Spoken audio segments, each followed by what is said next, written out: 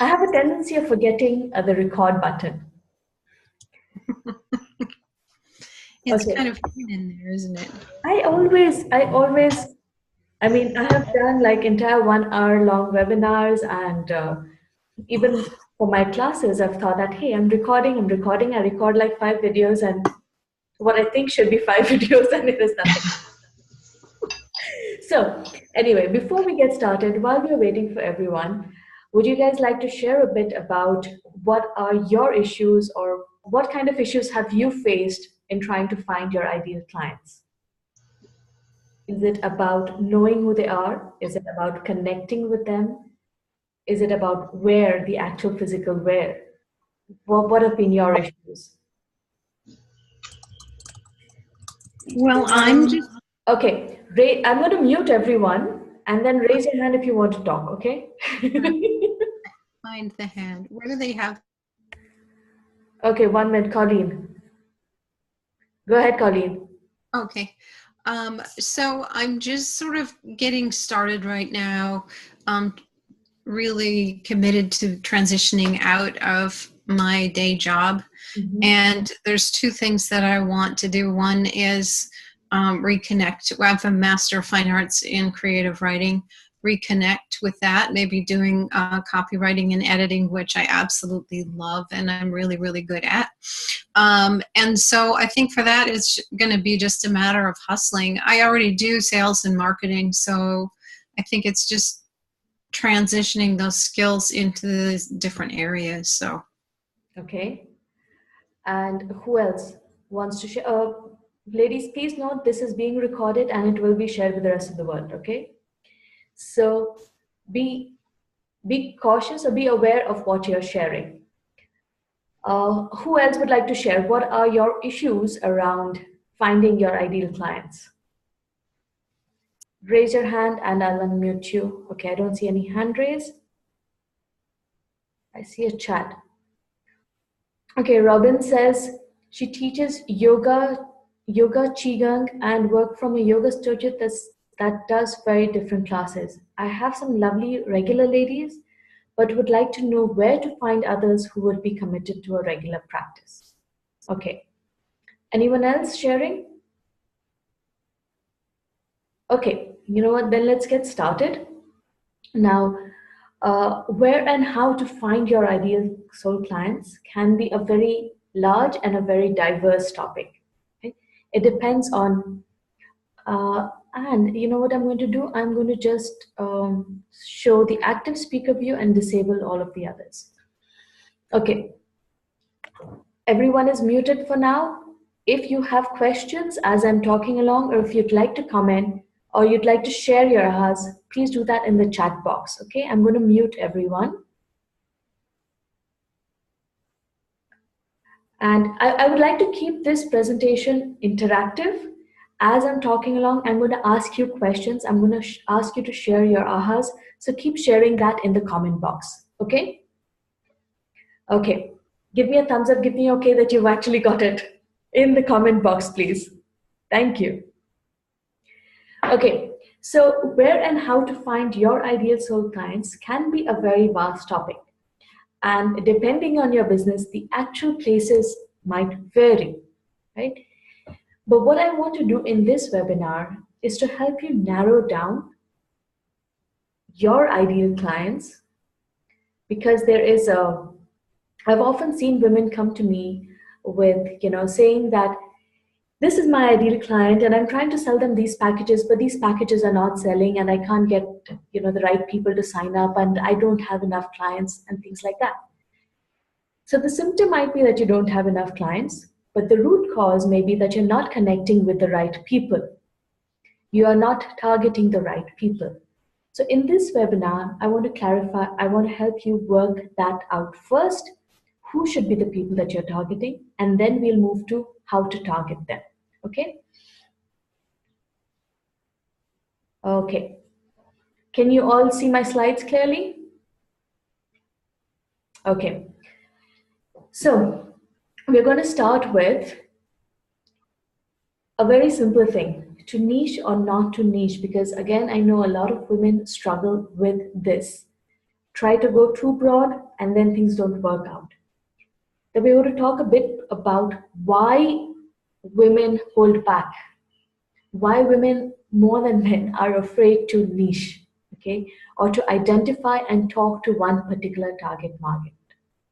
Then I'm going to talk about the three most common methods, or rather, method one and method two are the most common methods that people use to identify their ideal clients and their target market. But I've found, analyzing different businesses over the years, I've found that especially if you're in a service-based business, if you're a woman, solopreneur running a service-based business, chances are you're going to get stuck with these two. So I'm going to share my method, the one that I prefer, the one that I work with my clients on to help them identify their target market. Okay.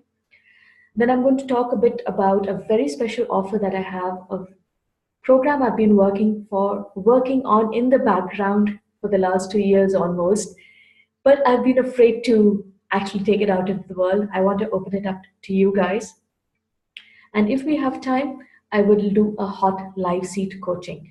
Now, if it's just looking at one offer and giving you feedback on that, that is still doable, but I'm not quite sure how analyzing your target market would work in a 5-minute hot seat coaching, because I also have to look, it's not just one thing, I have to look at a whole array of things from your skill set, your liking, the target market itself, what those people want, what your offers are. It takes quite a wide array of things that I have to look at to be able to help you narrow down your target market. But if we have time, we'll give it a shot and see how it works out. Okay? Okay, everyone still with me? Then let's get started. Quick intro for those of you who don't know me. My name is Richa Jain. I'm a business strategist. I help women entrepreneurs turn their passion, their purpose into a profitable online business. Okay. In the past, I have a very colorful, or rather colorful work history. I have done all kinds of work. I was a semiconductor software engineer for about 8 years, a manager for another 6 years or so. I have been a freelance copywriter, web designer, and now I focus on business strategy. My approach is a bit different from most of the other people out there. I believe in combining your passion and your purpose to create a profit. Okay? Charity is great, helping everyone is great, but if you're a business, you have to make profit. My work style is to keep things simple. I believe in flow, not hustle, and connection-based marketing, not pushy sales. Okay, so that was a quick thing about me. Now about you, or the kind of women that I work with. You have to be driven by passion and a purpose that is larger than making money. I work mostly with women solopreneurs who are running a service-based business. So if you are running an MLM, multi-level marketing scheme, or you have an online shop or a brick and mortar shop, then this may not be the right webinar for you. Okay, I work purely with women who are running an online service-based business. Okay. Okay, now let's get started. To quiche or not to quiche? Okay, sorry, to niche or not to niche. Now, the thing is, especially in the early stages, women try to cast the net wide. They want to, as women, we kind of tend to have this urge to feed everyone, right? You want to be able to reach everyone, to help everyone. That nurturer comes out. The problem with doing that, when you try to reach everyone, now, I don't know about you, but I'm a vegetarian, so I can't eat most kishes because they have egg in them. And if you're my mom doesn't even eat things like pasta or tofu because, hey, we're Indian. So if you are trying to feed everyone and you come across, you live in an Indian community and you're trying to feed them all pasta, it may not work, right? You may not have too many takers. And yet I see, now when I use an example of food, it seems also obvious. But yet I see most women, when they're starting up, they want to help everyone or their version of everyone, which is, you know what, I can help every woman between the age of 18 to 80, which is again everyone. That doesn't work. Why does it not work? Um, when you're trying to feed everyone, now imagine you're setting up a store in this kind of, in a busy marketplace, right? And you want to feed everyone here. What's going to happen? Even if you make the simplest dish and you try to feed everyone here, chances are you're going to spread yourself thin, baking and baking and baking, or cooking and cooking and cooking all the time. And you're either going to churn out low quality stuff, or you're going to end up really, really exhausted, right? So, what happens when you try to help everyone? The same thing. You get exhausted, you can't really focus, you are worn thin, and you will start, eventually, you will start to lose that passion that drives you, the passion that led you to start your business yourself. Okay. So, this is one of the most common mistakes women make because we come from that space of nurturing and wanting to help everyone. How many of you have experienced this? How many of you have been through this phase or are still in this phase where you think you want to help everyone? Please share in the comment box.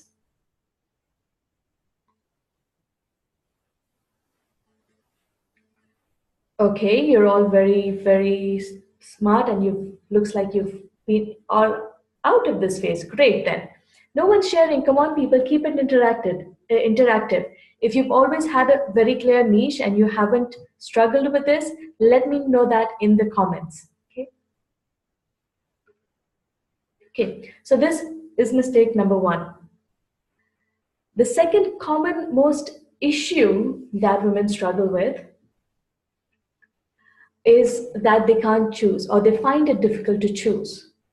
Again, this happens because a lot of us are multi passionate. We love doing A, we also love doing B, we also love doing C and D.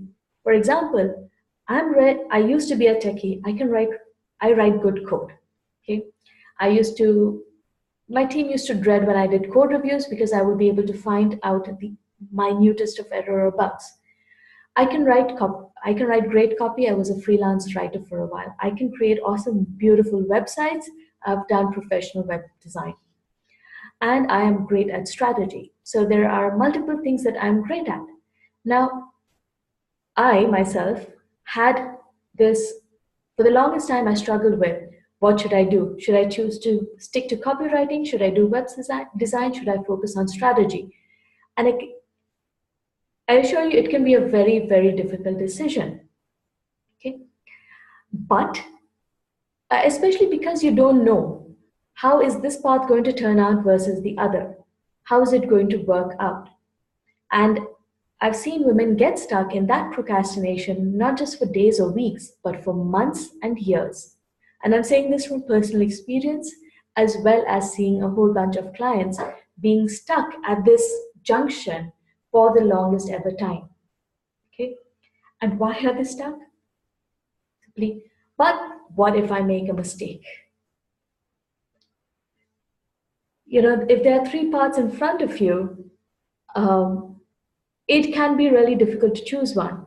And again, as women, we tend to doubt ourselves more than men doubt themselves. There is enough research that if you give a man the same task and a woman the same task, and they both do it and they're both equally qualified, you ask them about how confident are they about executing that task. The man would say he's 90% sure he can do it, or he will most probably say he's 100% sure. The woman, on the other hand, even if she's equally qualified and capable, will say that, she's about 50% sure. And then if they execute the task and they reach the same level of competence, okay, you ask the guy to rate himself, he'll give himself a 10 out of 10. And you ask the woman to rate herself, she'll give herself a 5 out of 10. As women, somehow, over the years, we are conditioned to think less of ourselves, to be more afraid of making decisions, and to be more conscious and aware and critical of ourselves of making a mistake. So I find I personally held back for years, trying to decide what to do. I started with copywriting because it was the easiest thing for me to do. I had been writing a blog for years and words just came easily to me. So I started professional copywriting as soon as I, and then quit my job. Also had a lot of shit going on the personal front at that time. So I went for the complete no brainer. I started with that. But then it took me a long time to transition to where I am today, to simply accept and step up to this level. What about you? Okay, I see some comments coming in. I want you to share which of these three have you found yourself guilty of, or if you found yourself, stuck in all three. Because it is in sharing that we learn and we heal. I want you to know that you're not alone. It is normal. Everyone goes through that. Okay, I'm going to just quickly check the comments. Robin says, I know that what I do can help everyone, but I've learned it's not for everyone. Exactly. You may make amazing pasta, but my mom doesn't like any kind of pasta, so it's not going to help her. Colleen says, I don't want to help everyone. Choosing has been hard, lots of second guessing. Yes, again, that's what I said. As women, we tend to doubt ourselves way, way too much. And we tend to be overcritical of ourselves. Michelle says, I was busier before I tried to niche, but I got frustrated that I never knew what was coming through the door. And choosing a niche has been hard for me. Everyone has an opinion of what they think I should do.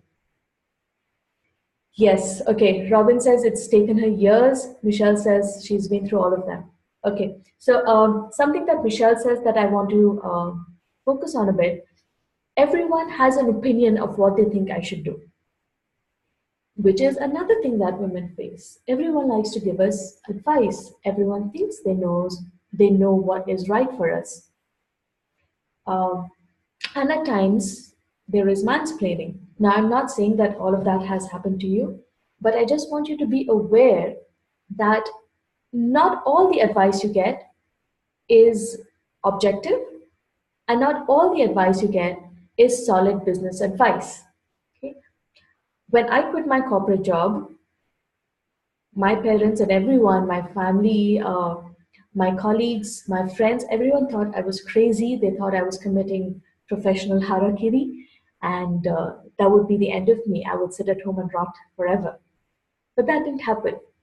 When I started copywriting, people told me again, those same people told me not to do it because I wouldn't ever make enough money. And yet I made it the same amount copywriting as I did in my high tech, high stress corporate job. So you can listen to everyone's opinions, but sift out what really works for you. Make your own decisions. Okay, Colleen says, do you get used to not knowing what's coming through the door, Richa? How do you cope with that? Colleen, um, again, I'll share my personal experience. I still am a type A personality. I need to have everything clearly defined and laid out in front of me. I like knowing exactly what I'm going to be doing, what date, what time, etc. If I'm traveling, I need to know every detail of where I'm going and what I'm doing. But the last couple of years, life has thrown me so many curveballs that I had to learn to let go because I never knew what was coming next, what twist life would have for me next. And I'm learning in my business to also do that. Uh, when you are a mother, when you are a woman, most of us here are moms also, you don't have that level of control over your life. For example, you have demands on your time by the kids. You can't predict when one of the kids is going to fall sick. You can't totally predict the school calendar. Someday, somehow, you have an important, they have to do a submission tomorrow, and you have to help them. Our time is not always our own. And unfortunately, I do not have an easy answer for you. For me, it's been an exercise in learning to let go. And a whole lot of meditation, energy work, inner work has helped there. Okay. Hope that helps you, Colleen. Okay. So moving on. So this is where women get stuck, and we tend to overanalyze, we tend to procrastinate, we tend to be overcritical of ourselves, we tend to second guess ourselves more than we should. And like I said, there is no easy answer. You just have to put your foot down and choose one. Choose one path. Okay. Now, which path to choose and how to choose it? Let's look at that in the next slides. 1 minute, let me come back to the screen. Yeah. So the most common method that people use, and you will see a lot of business gurus advise you to, is sit down and write who you want to work with. Okay. I call it, for lack of a better name, people don't use these terms, but I've used this name, the I want to method, so that it's clear to you. People sit down and write, I want to work with someone who is A, B, C, D, E, F, G, H, and make a long laundry list. I had one client come to me for a launch review with a 5-page document on her ideal client. She had a name for a woman and a name for a guy, and a 5-page document for each of them talking about different things. And yet when I asked her, okay, so how did you come about this? Why did you decide this? Because the woman was a 25-year-old and the man was a 45-year-old. Now, a 25-year-old woman and a 45-year-old man have different wants. They are different stages of life. They're experiencing different things. They want different things. Their priorities are different. So I asked her, why did you come up with these two things? And the answer was, this is what we thought. Okay. So just because you want to do something, just because you want to help a certain kind of people, just because you are capable of helping a certain kind of people, doesn't mean that that's the best method too.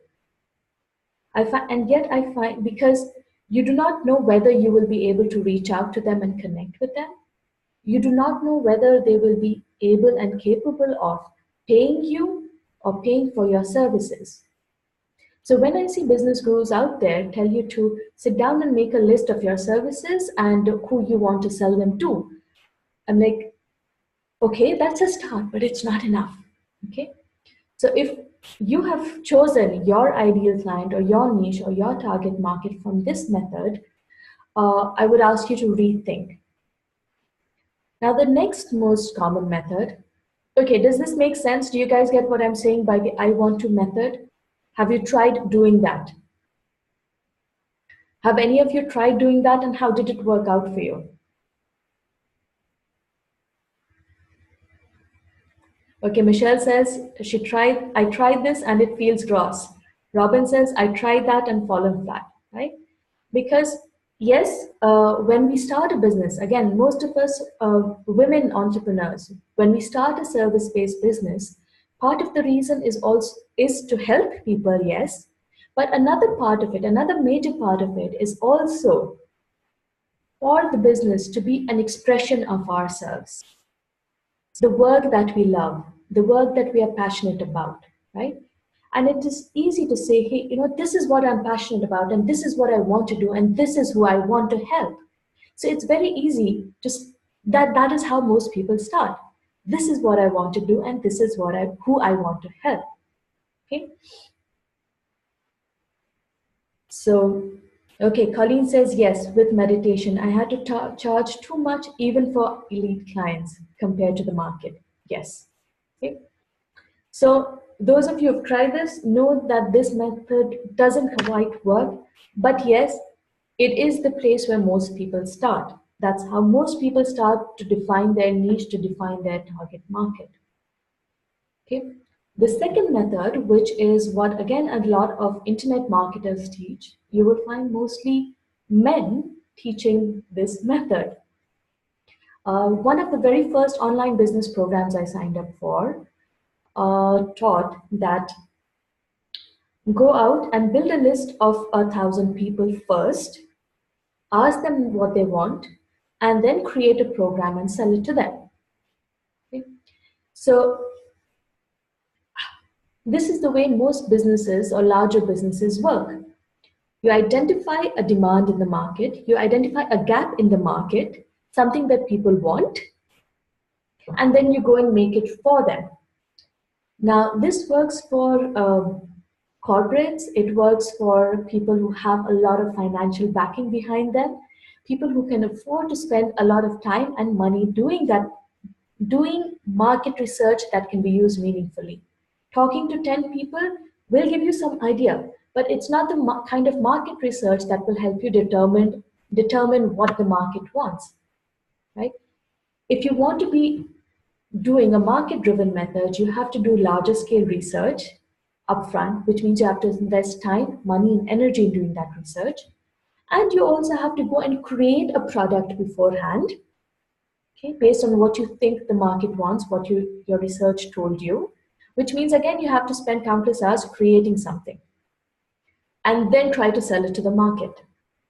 Again, this may work for corporates or people who have a lot of money at their disposal. And yet, when they teach those methods, when gurus take those methods and teach the same method to women starting a service based business, bootstrapping, it falls flat because you cannot do that extent of market research and you don't have the time, money, and energy to create products that you think people might want. Okay?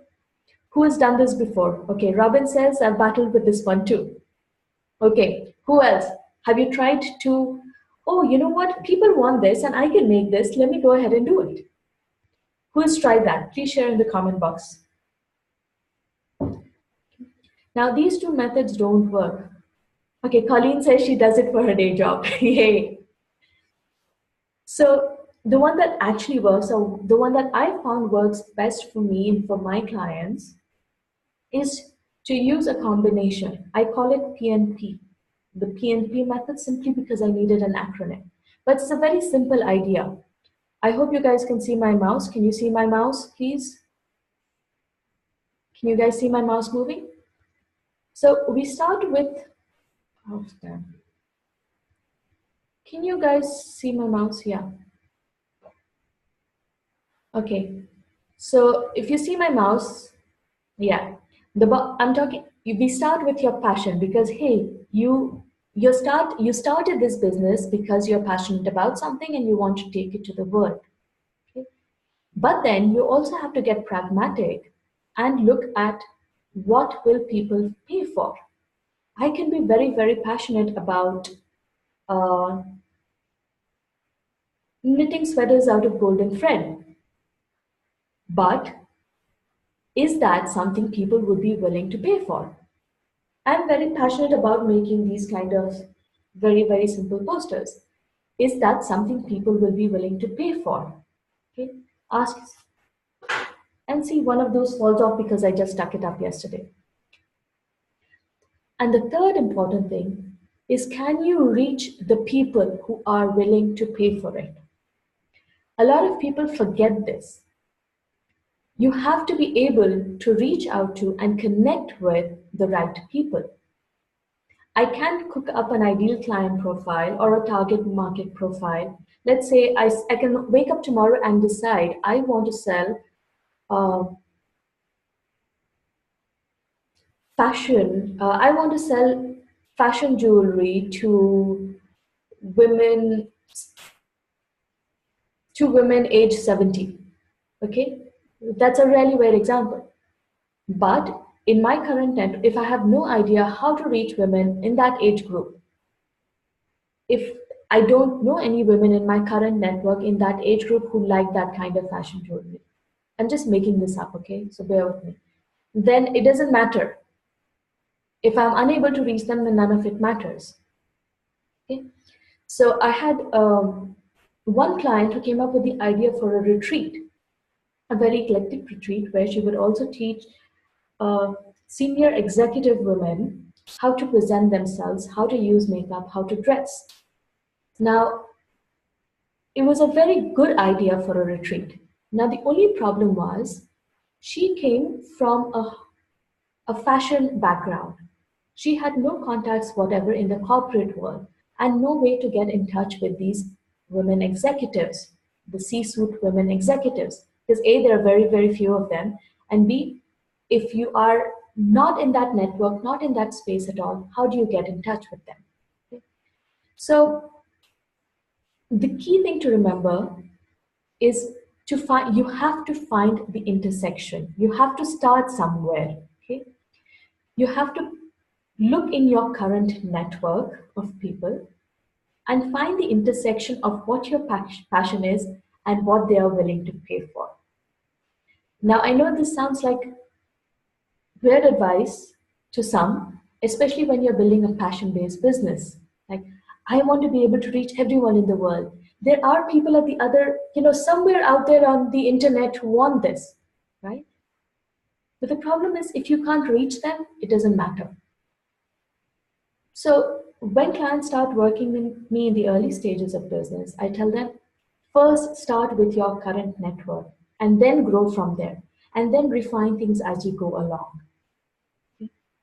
When you are starting, when you want a proof of concept, when you want to build up your business skills, the safest and best place to start is this intersection, an intersection of your passion, what people in your network are willing to pay for. Does this make sense? Do you guys agree, disagree? What do you think? Please share in the chat box. Have you tried this? Did it work for you? Okay, I'm going to wait for you guys to start putting in stuff in the chat box. And take a minute to drink something because my throat is very dry.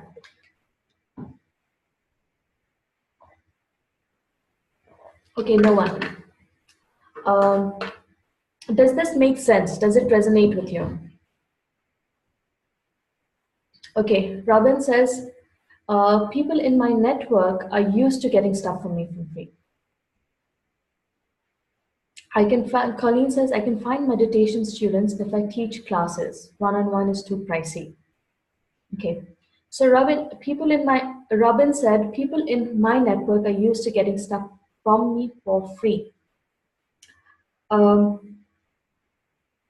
that's a habit that you have cultivated, right? You have shown them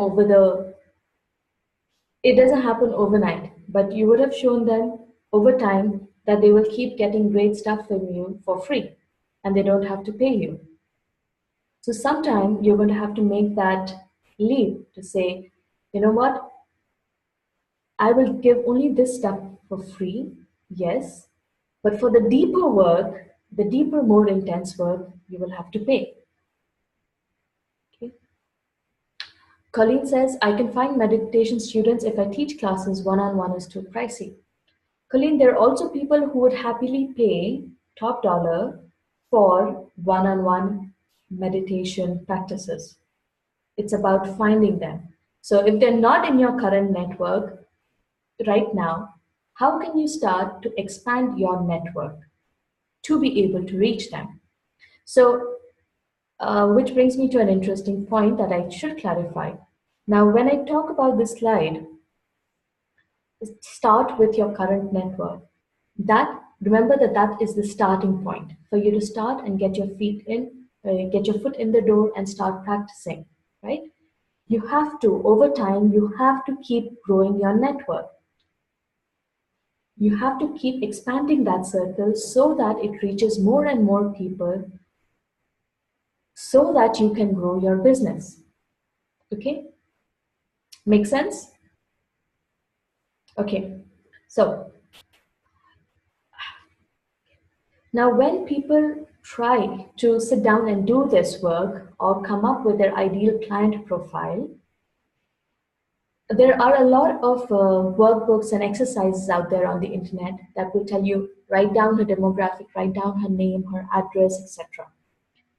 I signed up for a very high priced business program. It was $2,000, and in their ideal client exercise, there were 3 or 4 pages of questions like, what color perfume does she use? What's her favorite perfume brand? What's her favorite color? What TV shows does she watch? And those kind of things. Now, those kind of things, and I find that all over the internet. You will have people who tell you that's how you define your ideal client. But those kind of things work great when you have a lot of money to spend on advertising, because it's when you're creating Facebook ads or Google ads that you can give those kind of pointers that, 1 minute, that you can give those kind of pointers that target people who like the brand Prada and who like the color purple and who watch this show. You can do that when you're setting up an ad. But when you are running a connection based, service based business, you can't, or for example, on social media, in a Facebook group, you can't tag people who like the brand Prada and who like the show XYZ, right? So this doesn't really work when you're trying to build one-on-one services without spending a fortune on ads. Instead, after this, give me a minute, 1 minute, let me show you. After this,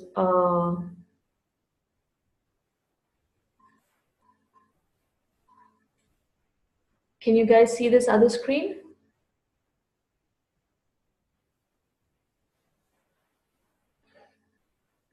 Can you guys see my other screen now? Yeah, okay, great. So after this, when I send out the replay, I will include a link to this workbook, which is a much more detailed workbook. We start off with the demographics like most ICA exercises do, but we will also go on to identify all the other factors that will help you analyze and rather connect with her. Okay, so I will send out this workbook with the replay. The real part, let me jump back to the slides. So the real thing in all of this, did you guys notice I used two key phrases? One is ideal client and the other is the target market. Now, everyone focuses on ideal client, and that's why I use that phrase for this webinar. But ideal client is also, when you use that terms, you know how words carry meaning, words have an energy, words carry a certain power. When you use the term ideal client, it's always more about the kind of person you want to work with, which comes back to the I want to method. That's where that term comes from. But when you use the word target market, that helps you realize that these are people out there that you have to reach out and connect with. These are people who have to be ready and eager to buy, who are looking for the kind of services that you offer and who are eager and willing to buy. Do you guys get that distinction? Because everyone, again, out there talks about building an audience. An audience, like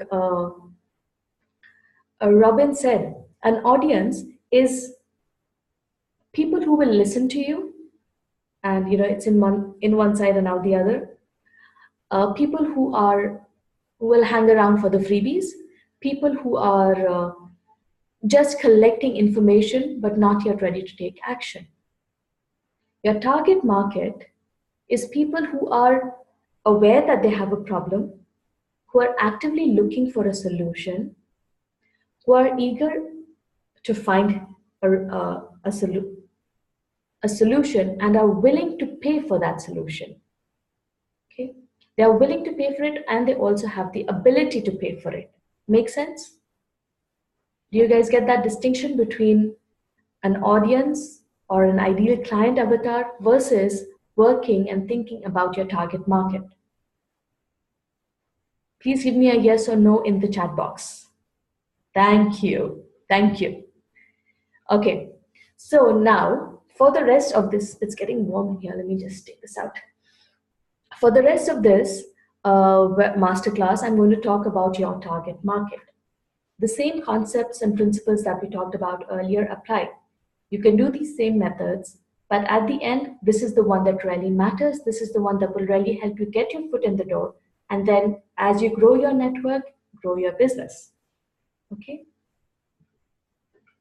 Now, the real work is once you identify a certain target market based on PNP, how do you connect with them?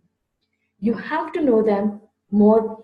You have to go beyond the superficial. You have to know them better than they know themselves in a way. The way, a mother knows her child, a child doesn't always know what they want or what they need. A mother always does, right? A mom can sense what the kid needs. Can you connect with your target market to that extent that they know better, that you know them better than they know themselves? For example, let's take an example of someone trying to lose weight. Now, women are always trying to lose weight, right? And everyone wants to lose an extra 5 kilos or that 10 kilos or something like that. That's what they want. That's the superficial. So you could say that your target market was, if you were into weight loss or you were a weight loss coach, you could say that your target market was women aged 30 to 45 who want to lose 5 kilos of weight. Okay. Or if you were to get even more specific, if you knew a lot of women in your community who were having babies or in your current network who are having babies, you could say you'd help new moms lose that pregnancy weight, right? But once you go deeper beyond the superficial, you'd realize it's not about losing that 5 kilos. The reason they really want to lose that is because they want to feel like themselves again. Those new moms feel that they have lost themselves in this whole motherhood thing. They want to feel like themselves again. They want to feel sexy again. They want to feel that energy again. They don't want to be constantly tired. They want to feel good about their body again. Those are all the needs behind wanting to lose that 5 kilos. Does that make sense? Does that show you guys the difference between what they want versus what they need? And how you can look deeper into your target market, how you can profile them deeper? Give me a yes, no in the chat box, please. I like to keep my stuff interactive. I like to know that uh, I don't like just talking to the screen and into the camera. Okay. So, or take the example of women who've started their business. Now, women who quit corporate jobs to start their business go through certain common things together, uh, go through certain common things. But more often than not, the driving factor behind quitting their job and starting their own online business is always a major life event. There is always some major life event driving that decision. Okay? So, what does that mean? It means that when they are starting their business and dealing with all of those changes about starting their business, they're also dealing with a lot of emotional changes, a lot of emotions and changes in their personal life, invariably. I don't know about you guys, but how many of you have already quit your job or decided to quit your job and start a business? Can you confirm or deny this? At the same time that you're thinking about quitting your job, do you also have other life changes happening?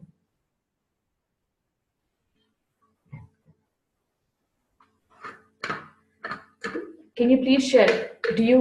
When you quit your job or when you started your business, did you also have other major life changes happening? Give me a minute for a sip of water.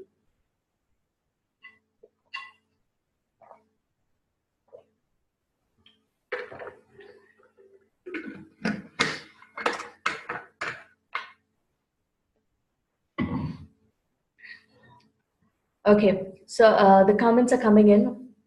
Okay, Louis said, Lois, okay, sorry, I'm not pronouncing your name right, but she says, I was made redundant.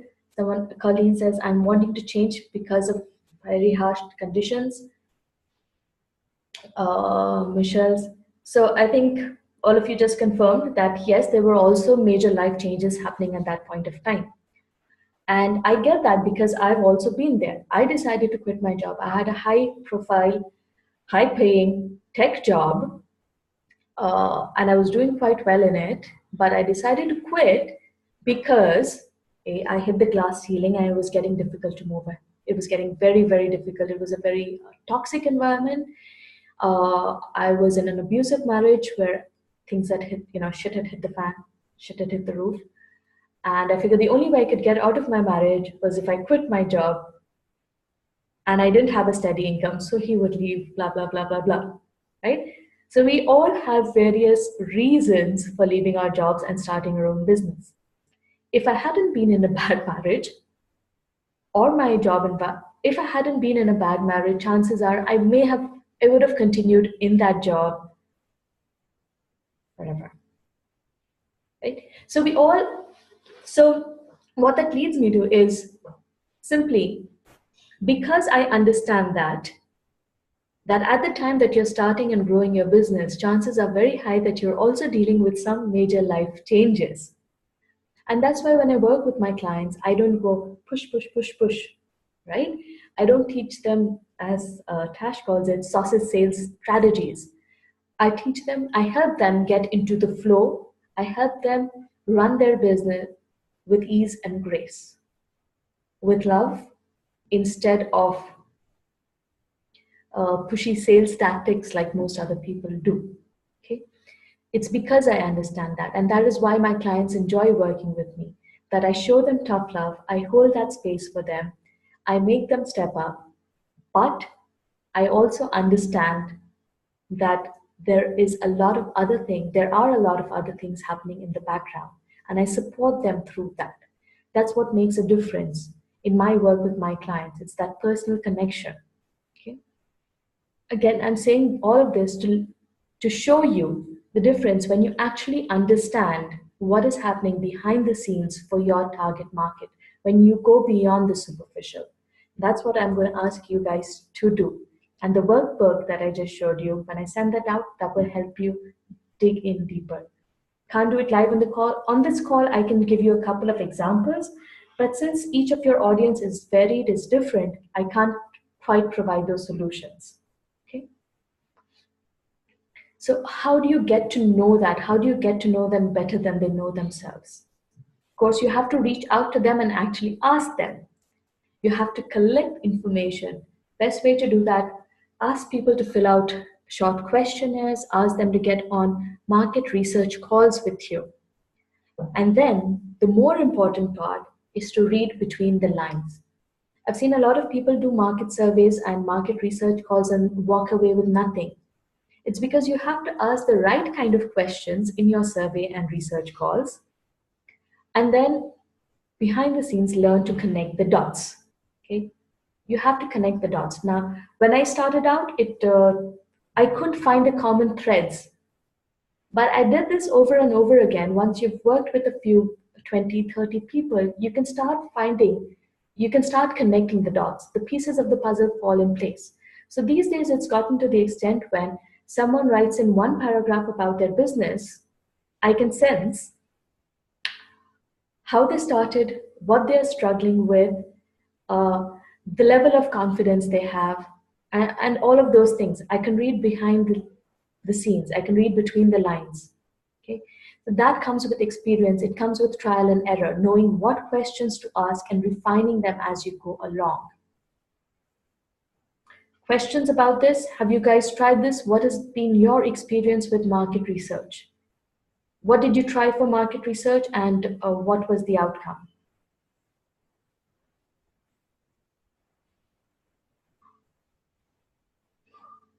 Okay, anyone sharing?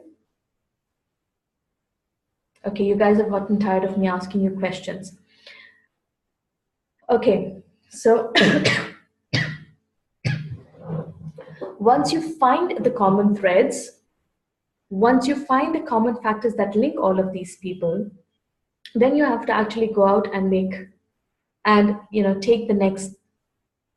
take things to the next level. So first, when you're starting, you would reach out to your current network. And when you get that common thread, the next step is to grow that network. How do you do that? Now, the easiest way to start is think about 5 places in real life that that are not in your current network, but just out, one level out of your current network, where you can go and connect with these people, even if you run an online business. Because when you go out and connect to people in real life, you will, that gives you the kind of feedback that an online survey or an online questionnaire can't. For example, one of my clients was a chemistry tutor, or she was teaching kids at home. She was teaching kids chemistry at home, and she had a PhD in chemistry. She'd worked with Intel. So, in real life, I asked her to go out and contact 5 schools. She had never thought of reaching out to schools and saying that she would support them in and provide specialized AP tutoring. AP is AP or SAT tutoring. SAT is one of the uh, tests in the US for pre-college tests.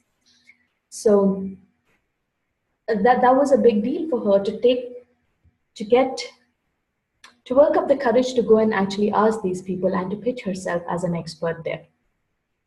And then internet sites. Now, internet sites, a lot of you know me through Facebook groups, and you tend to keep going around in the same Facebook groups. But I would ask you to look beyond Facebook, to look at other forums and networks and communities. For example, uh, places, online magazines where your ideal client or your target market would hang out. Places like, say, Elephant. For me, it's places like Elephant Journal, Daily Worth, or what's that? Thrive Global. Those kind of places. I would also like to be on Forbes. So if you can pitch to those places and appear as a guest there, write a guest post or a guest podcast, that is a great way to grow your network and to connect with people from there. Again, in the workbook itself, I've listed a couple of more ideas of how you can actually reach out to these people or reach out to these places and pitch yourself as a guest, because there is only so much we can cover in a 1 hour webinar. Okay, so in the workbook that I'll send out, there are more resources on how to actually do this. Does that make sense? Actually reaching out to 5 places in real life and 10 places online beyond social media to find your audience, to find your target market. Does that make sense? Okay. Now, because, and I see this is important, it seems like a very small step to reach out to, 5 places offline and 10 places online. But most people don't do that. Most people tend to go around and around and around in those same Facebook groups and then wonder why their network isn't growing, why their list isn't growing, why their client base isn't growing. Okay? So this is a great way to reach out and grow that. Okay, now when you do all of these things, till now, the process was more logical, trying to come up with ideas, trying to think about who your target market was, and doing some research to connect with them. But how do you know if you've actually hit the jackpot and got the right target market? You have to keep coming back. It's a spiral. It's never one and done. It's a spiral. You have to keep refining on it. And especially people who have multiple target markets or multiple niches that they're passionate about, I say simply choose one. Stop procrastinating, choose one area, choose one target market, start interacting with them, do your market research, send out your offers, keep at it for a few months, a minimum of 6 months, okay? And then come back and evaluate. When you sent out those market research questions, did people in your network respond? If people didn't respond, then you know that either they are not the right people or you didn't frame your questions correctly. Okay? Those who responded, did you resonate with them? Were they the kind of people that you expected or wanted? If not, that means again you have to go back and tweak who you sent it out to and the kind of questions you asked. Now, once you get them on a market research offer, market research call, right? And if there is a fit, if you feel there is a fit, you can ask them, I think we have a very good fit. I think I can help you with ABC. Would you like to hear more about how I can help? Okay. and then see how they respond. If they respond with a yes, and you go and explain your offers and services to them, do they sign up? Do they not? Try it out, and then you get to know. Then you can fine tune. Okay, so if they said no to your offer outright, okay, if they didn't even want to hear it, ask them why not. I mean, why? It seemed like a good fit to me. Would you mind sharing why you feel that this is not right for you? Because I'm trying to fine tune my services. More often than not, people will be happy to let you know that it isn't the right time for them. They don't have the money. They don't see blah blah blah. Right?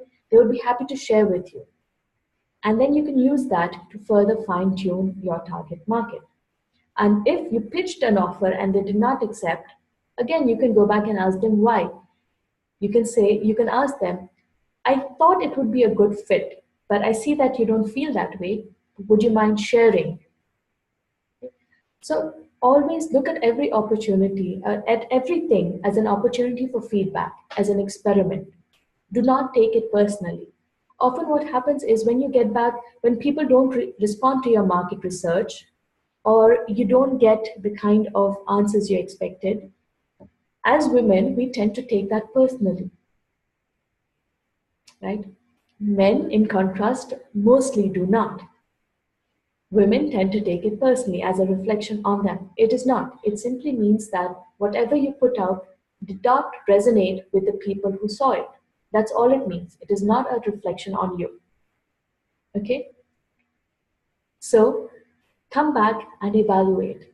What could you have done better? What can you improve the next round?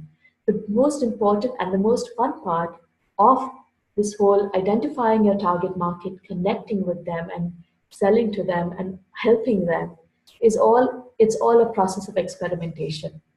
And if you can treat it as that, it takes the pressure off, trust me. Okay, does this make sense? Questions about it? What happens usually is that people give up. They will send out one questionnaire and give up. They will not come back and try again. And they will just say, you know what, this is not my target market. People aren't responding. You have to, it's always a spiral. You have to keep trying, and at every level, you will find a different level of connection, a different level of meaning. Okay? Got it so far? Shall we move ahead? Okay. Okay. So I think that was all about the teaching part. We talked about the most common errors and how to get over them or not do them. We talked about 3 different methods that you could use to identify your target market and which one works best. And then you have to validate your target market.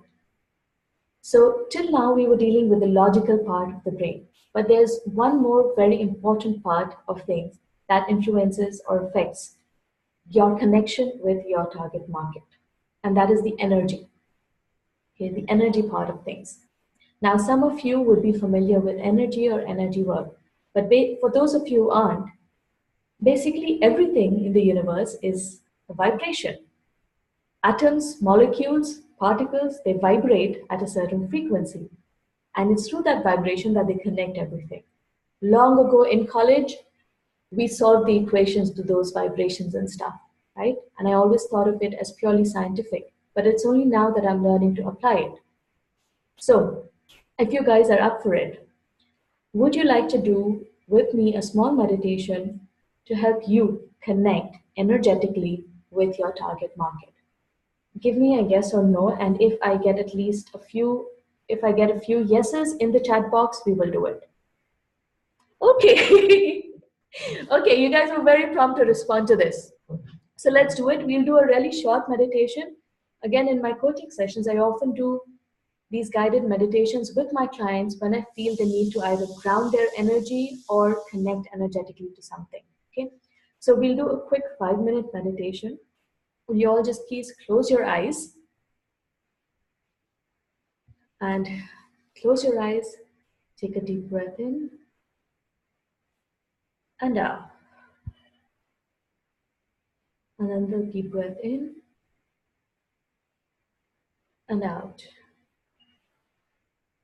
And next time, as you breathe in, just visualize golden light, universal life force.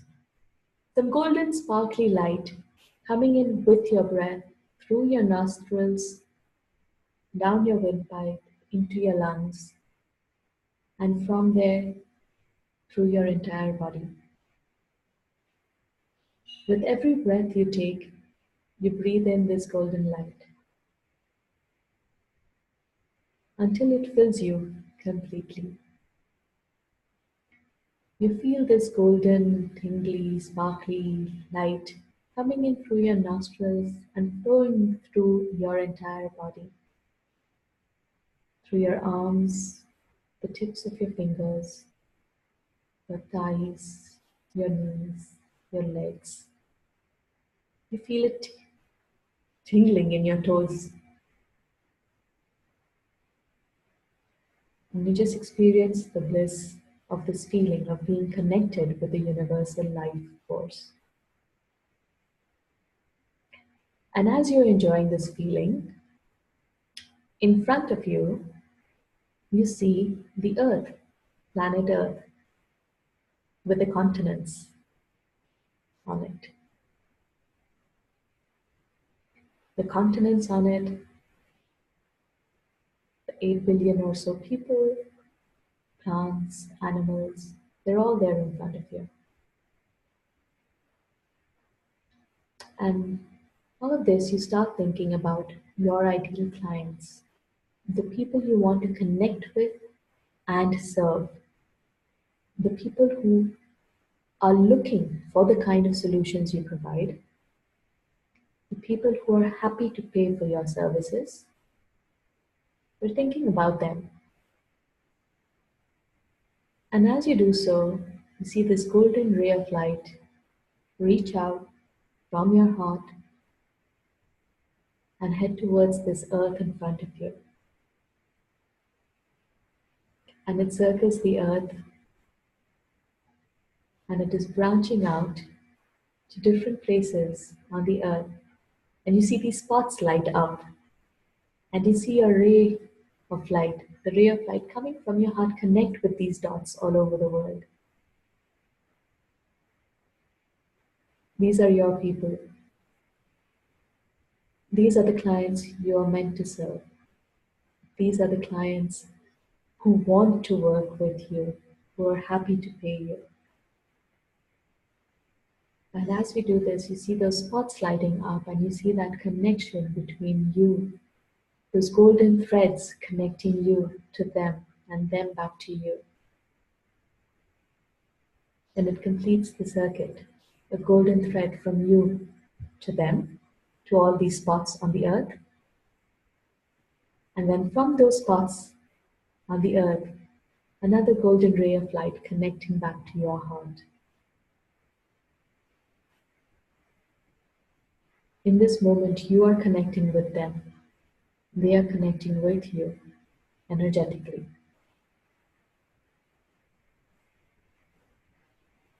They are going to step out to look for you, and you have to step up now to meet them halfway, to go out, find them. And as you feel the love, as you feel the universal energy, this golden light envelope all of you, you sit in this energy for a while, you feel the connections. And when you have, hold that in your heart. And when you feel complete, when you know you can return to this space, when you've anchored this space, this energy, so that you can return to it at any point later, then you can gently open your eyes.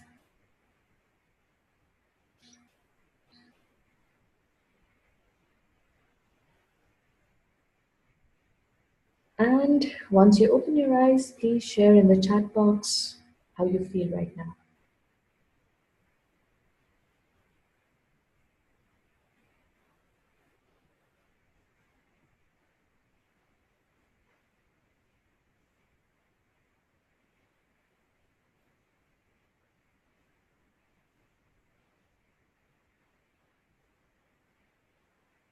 Okay, Louise says, that was beautiful. Thanks so much. Robin says, thank you, much lighter.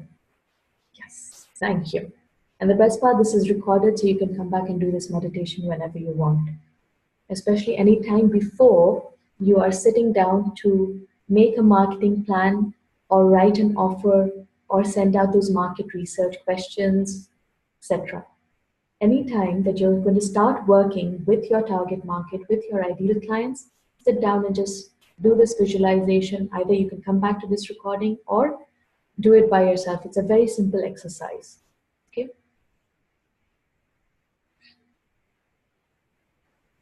Okay. Colleen says she hit a block. Her current job is toxic and it showed up in the energy at the end. Yes, it does take a lot of, yep, happens. And we will have to clear that energy separately. Can't quite do it in this call. Okay. So now that you guys are in this space, you've felt that energetic connection. I'd like to go ahead and talk to you about a couple of offers I have, especially for you. Okay? Now, we've talked about the logical part of how to go about finding your target market. We've done an energy connection exercise, but at times you also need personal strategy or a direct, you need one on one support to do that. So, I would like to offer today target market clarity sessions for those of you who are interested. I've opened up 5 spots only at $197 each. This would be a 1 hour session with me where I would review your offers, your website, and of course, with talking with you, help you map out the best target market for you to focus on now. With most clients, in one session, we're able to not just identify the target market, but also map out offers. Okay? So see if you would like to take me up on this offer. I'm keeping it open only for 48 hours. I normally charge $300 an hour. This is a special discounted rate for those of you who are watching this webinar. You would have to book in, use this link to book in before then in the next 48 hours. Okay, I'm going to share the link in the chat box as well. Okay, and for those of you who have been in business for a while, for a year or more, and find yourself still struggling to make consistent 5-figure months, I have another offer. I'm starting a new group program from 20th of August. This is my this is a very special program for me. I have been thinking and wanting to do this for more than 2 years now, but the timing just wasn't right earlier, or maybe I didn't have the courage. But now I am putting this out in the world. It's a 3-month, 12-week group program where I will be supporting a small group, or rather a group of max 20 women to grow their business. Okay? Women who have already been in business a year or so, who have tried other courses and programs, but yet haven't hit those consistent 5-figure months. This is only for women who are solopreneurs running a service-based business, not for those who are running an online shop, MLM, or anything like that. Okay? Who want to grow their one-on-one services to the extent that it brings in consistent 5-figure months. If you have questions about this, please keep sharing in the comment box, in the chat box. Okay. This program is focused on, the name of the program is more impact, more clients, more money. That's the focus. That's the end result. You will also, of course, get more time. Once you do that, you will also get more time, more freedom. Let me share the screen with you for this program. 1 minute. You can find the details of this program on my website, therichardjane.com/more. And for some reason, my web page isn't showing up. Can you guys see the page? It's showing all white for me. Yes. Yeah. So this is a holistic program. I will be focusing on 4 pillars. That's the strategy, the mindset, and the implementation, and also the energy. Okay? Because one without the other doesn't quite work. This program is Every week, okay. So one of the common, as you start a business, starting a business is the most difficult journey or process of personal development you will ever experience. Starting a business and really growing a business requires you to step out of yourself, to get out of your comfort zone, to stand up, be visible, and be willing to help people in a way that you never thought possible before. For many women, just the fact of charging money and asking for money uh, makes their energy contract like this, makes them shrink. In this program, I want to help you get over all of that. Okay? It's not just where I will teach you strategies or how to make a website or how to conduct calls, but I want to help you step in and actually be the best version of yourself. And in order to be the best version of yourself, you have to do the right things at the right time. So I will help you create that foundation so that you can have more control, more freedom in your life. Okay? That's the aim. That's what this program is aimed for. Again, like I mentioned, it's only for service-based online entrepreneurs who are driven not just by, just money, but want to create a better impact on the world through their business. Okay? The end goal of this is that you should get your business to the stage where you wake up each day knowing that you have wonderful soul clients lined up to work with you, where you know exactly what and how to do things in your business. No more second guessing yourself, no more wondering, no more chasing shiny objects. That you're bringing in a consistent, stable income, preferably 5 figures. But yes, it takes time to build up to that 5 figure income each month. Okay. And that you're able to do all of this without working 80-hour work weeks or killing yourself over your laptop. So this is called the More Business Accelerator. At the end of it, you will walk away with a lot of things that I just described. You can see the stuff on the sales page here, but a better understanding of your target market, a clear message that helps you connect with them instantly. It's not just about you expressing yourself, but about them connecting with you. A streamlined stack of offers so that you don't have to be creating different offers every other day trying to figure out what will sell. A clear marketing plan for the next 6 months, and all of your marketing content created for at least one offer. Now, if you've heard about my boot camps before, I don't believe in just telling you stuff, but in actually helping you to do the stuff, because it is only with doing that you learn. There's a certain learning that comes only from doing. So I will help you create your offers. I will review your offers. I will review your blog posts. I will review your Facebook posts and give you feedback. If no, I don't think we have anyone live. Michelle was in my website bootcamp. She remembers the kind of feedback that we have on those group coaching calls. Even in my content marketing bootcamp, the women will vouch for how invaluable the feedback is, the live feedback that you get on your offers. Just changing one line here or there, how powerful it can make things. Okay. You can look up what past clients say about me on my website. It is a 12-week program where every month we have a particular focus. Month 1 is module 1, and the focus is on alignment and planning.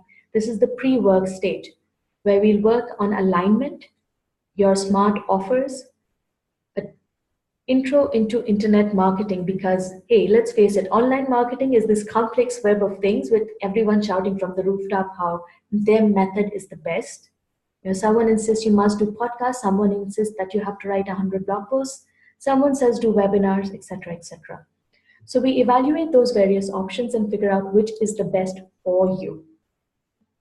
And every month, week 4 is implementation week. Because I know that as women, you have 100 other things on your plate, more like 10,000 other things on your plate. And it does take time for you to do the work. And more importantly, for that work to seep in, for you to imbibe and embody the changes that we are talking about. Okay. So week 4, every month will be implementation week, no new lessons. We will have co-working sessions online. We'll get online on a Zoom call. You do your work, I do mine, and at the end we review it. Every week, every single week here, start of the week, I will send out the video lessons. And at the end of every week, every Thursday or Friday, we will have a group coaching session to evaluate whatever you've done, to give you feedback, to answer questions. Since it's a small group program, everyone gets a chance for one-on-one personal reviews on these group coaching calls. So it's a group coaching call, but everyone gets the hot seat. Okay. That format has worked really well in my website bootcamp as well as my content marketing bootcamp. People loved it. People love being able to get the feedback right then and there. Okay. Month 2 is when we focus on creating your marketing assets. Or rather, we start with how do you look, this is for one-on-one businesses, right?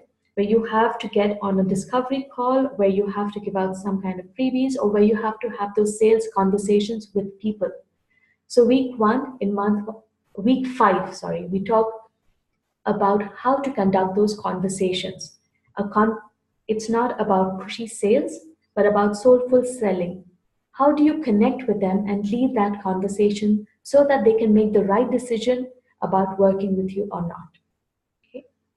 And then we jump into the internet marketing part of things. How does internet marketing work? We spoke about that in the previous month. Here we will actually create what kind of freebies and what kind of funnels to create to sell out your one-on-one services. How can you use freebies and funnels to sell out your one-on-one services? Okay. And then the rest of your marketing content from Facebook posts to blog posts. We do all of that. We create all of that marketing content in this month. And yes, I show you methods the way you can create it all without going crazy. I remember one of my launch clients, she was quite flustered about having to create her marketing material. She had zero marketing material 1 week before her launch, and she needed to create the blog post, write out the emails, create the videos, etc. And I outlined this method where she could create not just the content for her launch, but for 1 year. Okay. It would take her about 20 hours of work to create enough marketing content to last her 1 year. And she was like, yes, you're right. That is doable. I don't know why I didn't think of that before. Okay. So we will do that in this month. Month 3 is actually about stepping up and implementing, taking all of that we've created out into the market. This is again where I see a lot of programs fall short. They tell you what to do. Most of the programs just fall short here. They tell you what to do, they help you plan it out, but they don't help you with the execution. So in month 2, we are doing all of the creating all of the content that we need to take out into the world. And month 3, I am by your side as you take it out into the world. Because it is only when you take it out into the world that you will realize that some things work, some don't, you need to tweak this, and this is how to interact. Okay? So while you take it out, week 9 will be about stepping up your visibility, where I will show you how to connect with influencers, media outlets, etc. to grow that network. You remember PNP that we spoke about? You remember I told you about, to find 10 sites that have your kind of people where you can help, where you can show up as a guest to build that network? In week 9, I'm going to show you how to do that and hold your hand through it. Okay. And by the time we get here, you will realize that there's a whole lot of admin work that it takes to run your business. I will show you how you can outsource it, how you can use automation tools and systems to actually streamline it so that you can spend more time doing the work that you love rather than in admin stuff. Okay. So week 10 is all about taking the struggle out of the admin stuff. Week 11, I'm keeping open as of now because I think we've covered most of the things we need in these 10 weeks. But I'm keeping this open depending on what the group most needs training with, we will do that. Okay. And again, every 4th week is an implementation week where we get on co-working sessions online to make sure you take out that dedicated time to actually do the work. Okay. There are a ton of bonuses. You can get through these details on the website itself. But overall, how does this sound to you guys? Does this sound like the kind of program that will help you get over that hurdle of going from inconsistent clients to consistent 5-figure months? Okay. And if you have questions, post them in the chat box or send me a PM. a personal message on Facebook. If you scroll through the rest of the page, uh, yeah, there is the regular business accelerator, and there is a VIP as well, which will include extra sessions with me. Sorry. All the information is on the page, but I wanted you to know how things will work and what we will be covering. So the VIPs get an extra 6 one-on-one sessions with me, and beyond that 12 weeks together, they get an extra 3 months of coaching and support. Okay, along with a website bootcamp so that they can edit and create a website that truly reflects them, as well as access to my content marketing bootcamp. So VIPs get all of this stuff extra. Now, I know you will have a bunch of questions. Towards the end of the page are a bunch of other questions that are most likely to come up. Take a look through them. And if you have any further questions, you can come, and at the bottom here is a place to book a call with me. If you have any questions and would love to talk, you can book a call here. Okay? Questions, people? Okay. Okay, I'm going to leave you guys with that. This is a new program that I'm starting. I have run boot camps before, and this is the first time that I am running this. So I'm keeping it limited to 20 people to make sure that everyone can get my one-on-one attention. And I've also priced it really, really, really low as compared to working one-on-one with me. So the early bird, this is the early bird price, valid till 30th of July, valid till 1st of August. If you have questions, please comment, let me know, send me a PM. If you know other women in business who could do with this kind of program, okay, please send them the link, let them know. Okay. And yes, we have gone we've gone over time, so I'm going to call it a quit here. But if you have any questions either about finding your target market or about this program, feel free to send me a message or connect with me over email. Okay. Thanks for joining me, everyone. Hope this was worth the 1.5 hour. Colleen, thank you so much for staying up really, really late. I know it's close to midnight for you. Thank you so much, dear. Okay. Okay, thank you, everyone. You have a good night, have a good day, have a good night, peeps. Thank you, everyone, for joining me. Bye-bye.